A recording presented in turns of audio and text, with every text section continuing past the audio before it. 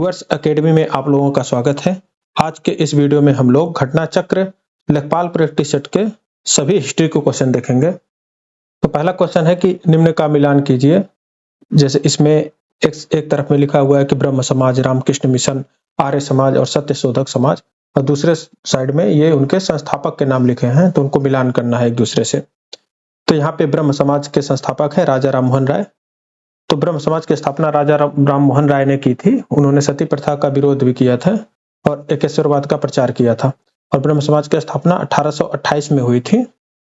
और सती प्रथा का जो पूरी तरह से खत्म किया गया था वो लॉर्ड विलियम बेंटिक के द्वारा 1829 में। उसमें लॉर्ड विलियम बेंटिक जो थे भारत के गवर्नर जनरल थे।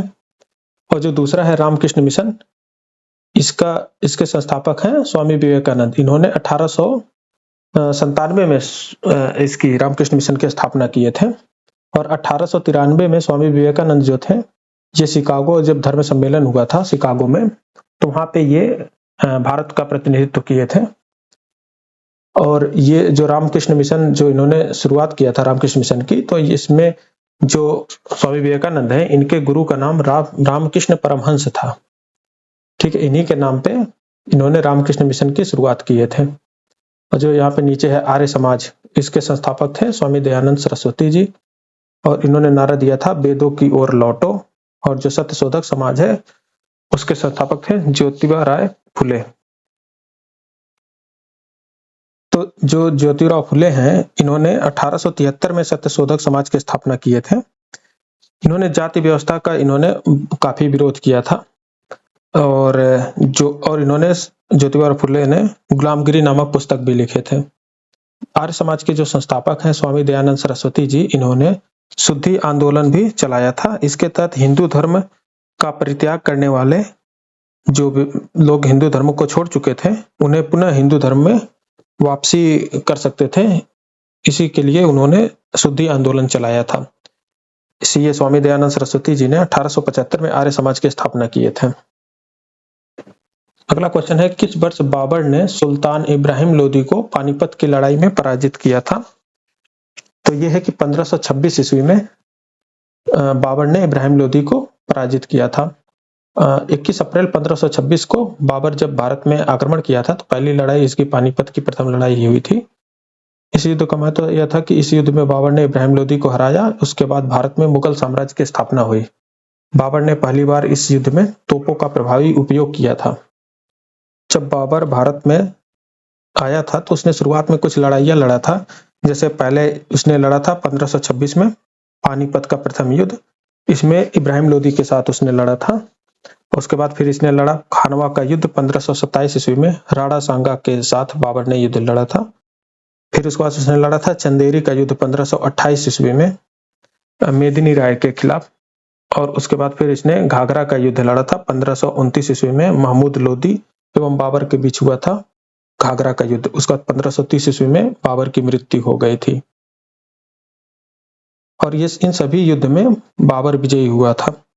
उसके बाद से मुगल साम्राज्य का स्थापना हुआ था भारत में। नेक्स्ट क्वेश्चन है कि प्रथम आंग्ल मैसूर युद्ध की समाप्ति किस संधि के द्वारा हुई थी?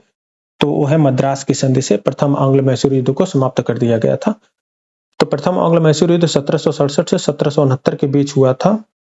और इस युद्ध में हैदर अली जो मैसूर का शासक थे उस समय, उनका और अंग्रेजों के बीच में यह युद्ध हुआ था। और इस युद्ध में प्रथम आंग्ल मैसूर युद्ध में हैदर अली विजयी हुआ था। इस युद्ध का अंत 1769 ईस्वी में मद्रास की संधि से समाप्त हुआ था। इस संधि में यह था कि दोनों पक्ष यानी हैदर अली और अंग्रेज दोनों पक्ष एक दूसरे की सहायता करने का वादा किया था। किसी तीसरे पक्ष के आक्रमण पर सहयोग तय हुआ था कि एक दूसरे को सहयोग करेंगे। टोटल 4 आंग्ल मैसूर युद्ध हुए हैं। इसमें से केवल प्रथम आंग्ल मैसूर युद्ध में ही हैदर अली पार्टिसिपेट किया था, क्योंकि उसके बाद द्वितीय आंग्ल मैसूर युद्ध में हैदर अली की मृत्यु हो जाती है। उसके बाद से टीपू सुल्तान, हैदर अली का उत्तराधिकारी, ये अंग्रेजों से युद्ध करते हैं। तो जो द्वितीय आंग्ल मैसूर युद्ध हुआ था इसमें ये मंगलौर की संधि से समाप्त हुई थी 1784 में। और जो तृतीय आंग्ल मैसूर युद्ध हुआ था ये 1792 में श्रीरंगपत्तनम की संधि से समाप्त हुई थी। और जो चौथा आंग्ल मैसूर युद्ध हुआ था 1799 में, उस समय लॉर्ड वेलेस्ली जो थे अंग्रेजों का प्रतिनिधित्व किए थे उस युद्ध में। तो चतुर्थ आंग्ल मैसूर युद्ध में श्रीरंगपट्टनम की दुर्ग पे ही टीपू सुल्तान की मृत्यु हो गई थी युद्ध करते ही। नेक्स्ट क्वेश्चन है कि सैडलर आयोग 1917 मुख्य रूप से किस विश्वविद्यालय की समस्याओं की जांच के लिए बनाया गया था? तो है कलकत्ता विश्वविद्यालय। सैडलर आयोग, इसका पूरा नाम जो था वो कलकत्ता विश्वविद्यालय आयोग है और इसके अध्यक्ष थे माइकल सैडलर। इस आयोग का प्रमुख उद्देश्य यह था कि कलकत्ता विश्वविद्यालय की समस्याओं की जांच के लिए यह बनाया गया था। बाद में इसने पूरे भारतीय शिक्षा तंत्र पर भी महत्वपूर्ण सुझाव दिया था। नेक्स्ट क्वेश्चन है कि महात्मा गांधी ने भारत में सत्याग्रह का सर्वप्रथम प्रयोग कहाँ किया था? तो उन्होंने चंपारण में प्रथम सत्याग्रह का प्रयोग किए थे। भारत में पहला सत्याग्रह चंपारण में हुआ था 1917 में। चंपारण बिहार में एक जिले का नाम है चंपारण। 1917 में इस यहाँ पे नील की खेती में किसानों का शोषण हो रहा था। वहां पे 3 कठिया पद्धति द्वारा नील की खेती में किसानों का शोषण हो रहा था। गांधी जी ने यहाँ किसानों के अधिकार के लिए आंदोलन किया था। उसके बाद से गांधी जी ने दूसरा जो आंदोलन किए थे वो था अहमदाबाद में 1918 में अहमदाबाद मिल मजदूर आंदोलन। ये जो अहमदाबाद में प्लेग बोनस जो वहाँ के मजदूरों को दिया जाता था, बाद में इसको समाप्त कर दिया गया था। उसी के विरोध में गांधी जी ने वहाँ पे आंदोलन किया था और अहमदाबाद में ही पहली बार गांधी जी ने भूख हड़ताल भी किए थे। उसके बाद से जो तीसरा गांधी जी का महत्वपूर्ण आंदोलन था उस समय वो था खेड़ा सत्याग्रह। वहां पे किसानों से जबरदस्ती टैक्स लिया जाता था, उसके खिलाफ उन्होंने 1918 में किसान आंदोलन में भाग लिए थे। अगला क्वेश्चन है कि 1917 का सत्याग्रह महात्मा गांधी का पहला सत्याग्रह था। भारतीय स्वतंत्रता आंदोलन में एक कड़ा विरोध था। तो कौन सा सत्याग्रह था वहां पे? तो चंपारण सत्याग्रह था। तो 1917 में गांधी जी ने भारत में पहला सत्याग्रह किया, या बिहार के चंपारण में हुआ था। और गांधी जी चंपारण गए थे राजकुमार शुक्ल के अनुरोध पर, वहां पे चंपारण गए हुए थे। यहाँ पे नील की खेती के विरोध में ये आंदोलन हुआ था और यह भारत में गांधी जी का पहला सत्याग्रह था, सफल सत्याग्रह था। और जो खेड़ा था 1918 में हुआ था और ना भारत छोड़ो आंदोलन जो चला था ये 1942 में हुआ था। 8 अगस्त 1942 को भारत छोड़ो आंदोलन जो है प्रस्ताव पास किया गया था। और नागरिक अवज्ञा आंदोलन जो था ये 1930 में 8 अप्रैल 1930 में हुआ था। ये नमक कानून के विरोध में हुआ था। नेक्स्ट क्वेश्चन है कि प्रसिद्ध विरूपाक्ष मंदिर कहाँ अवस्थित है? तो हम्पी में अवस्थित है। विरूपाक्ष मंदिर, यह मंदिर भगवान शिव को समर्पित है। यह कर्नाटक राज्य के हम्पी में स्थित है। हम्पी जो है प्राचीन विजयनगर साम्राज्य की राजधानी थी। यह स्थान आज यूनेस्को विश्व धरोहर स्थल है। ये हम्पी विजयनगर साम्राज्य की स्थापना संगम वंश के हरियर और बुक्का नामक 2 भाइयों ने मिलकर किया था।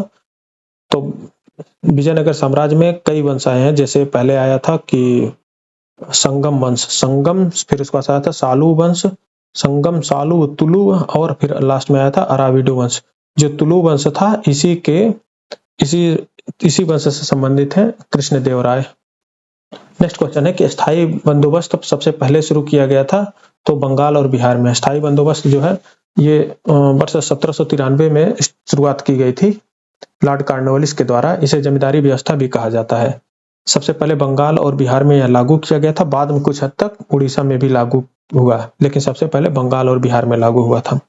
इसकी विशेषताएं हैं कि जमींदारों को भूमि का मालिक बना दिया गया, किसानों से कर वसूली की जिम्मेदारी जमींदार की कर दी गई, सरकार को एक निश्चित राजस्व मिलता था। नेक्स्ट क्वेश्चन है कि साइमन कमीशन का विरोध करते हुए पुलिस हमले के कारण किस राष्ट्रवादी नेता की मृत्यु हो गई? तो वो लाला लाजपत राय जी थे। तो साइमन कमीशन 1928 में यह भारत में आया था। इसमें इसका विरोध का मुख्य कारण यह था कि इस कमीशन में कोई भी भारतीय सदस्य नहीं था। साइमन कमीशन जो है इसका गठन किया गया था ब्रिटिश सरकार द्वारा भारत में संवैधानिक सुधारों की जांच के लिए। और जब यह भारत में आया था तो पूरे भारत में इसका विरोध हो रहा था।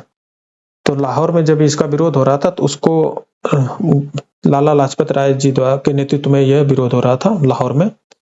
तो अंग्रेजों ने यहाँ पे लाठीचार्ज कर दिया था, जिस लाठीचार्ज की वजह से लाला लाजपत राय गंभीर रूप से घायल हुए और बाद में उनकी मृत्यु हो गई।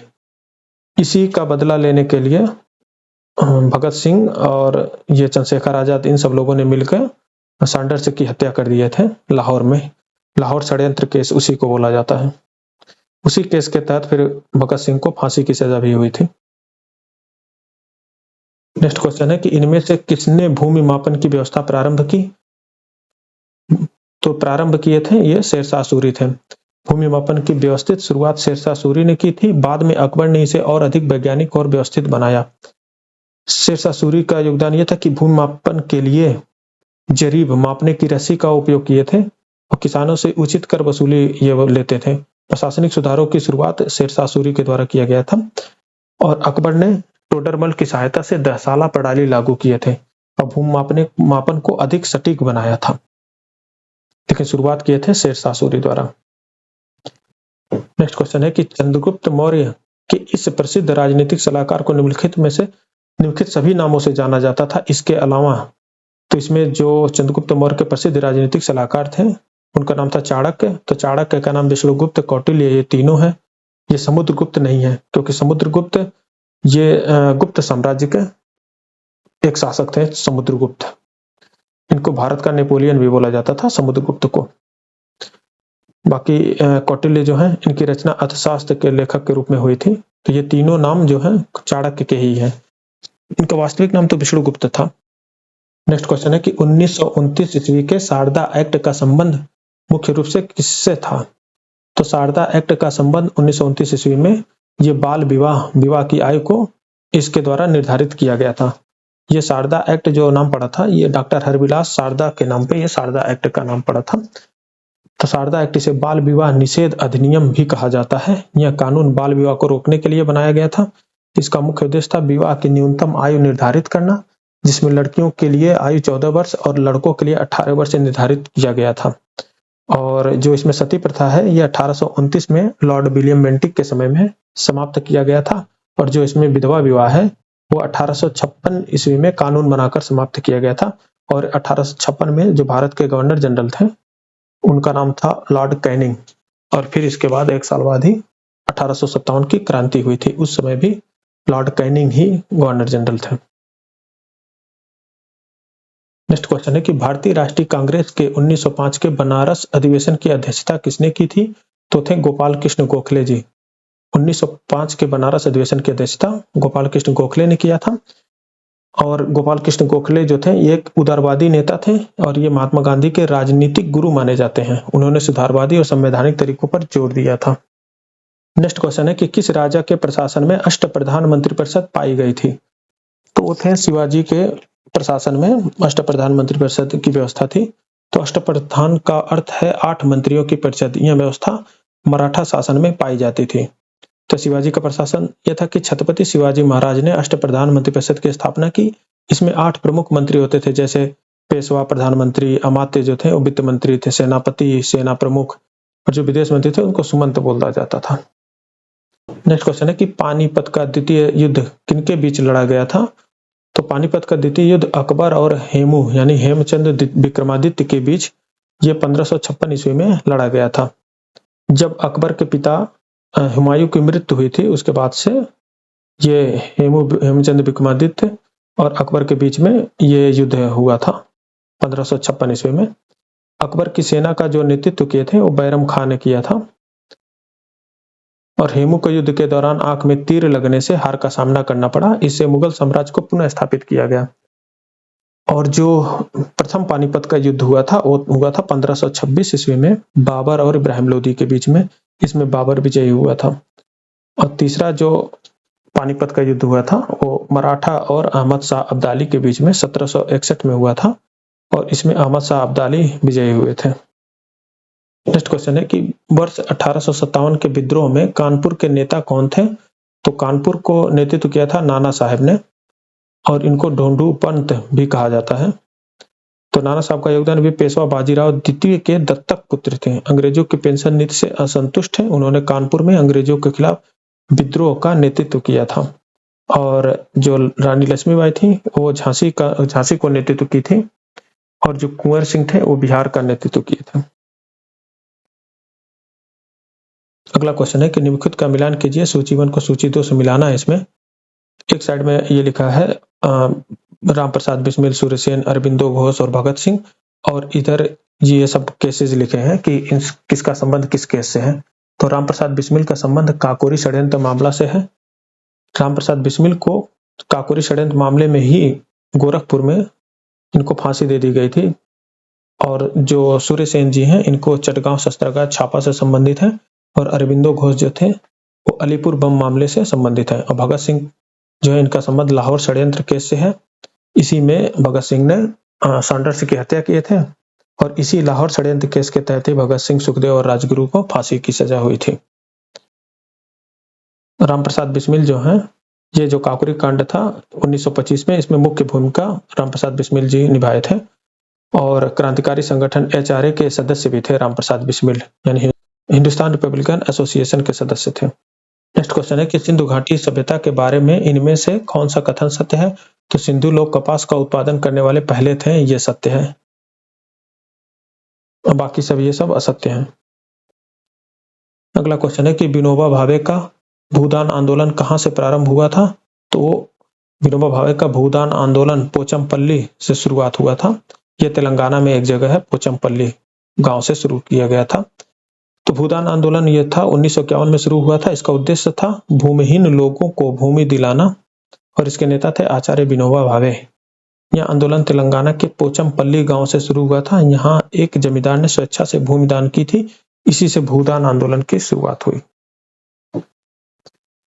अगला क्वेश्चन है कि भारतीय शिक्षा का मैग्ना कार्टा किसे कहा जाता है? तो वो है चार्ल्स वुड डिस्पैच को, जो 1854 में आया था।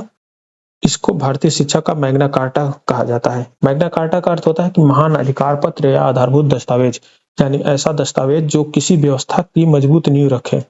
तो चार्ल्स वुड का डिस्पैच जो है 1854 को भारतीय शिक्षा का मैग्ना कार्टा कहा जाता है।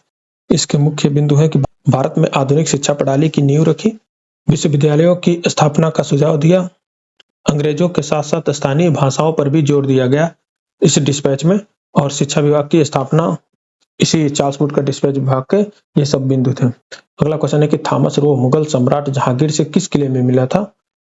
तो थॉमस रो जो है वो इंग्लैंड के राजा जेम्स प्रथम के दूत थे। भारत में मुगल दरबार में ये भेजे गए थे जेम्स प्रथम द्वारा, और इन्होंने 1615 ईस्वी में मुगल सम्राट जहांगीर से मुलाकात की थी अजमेर किले में।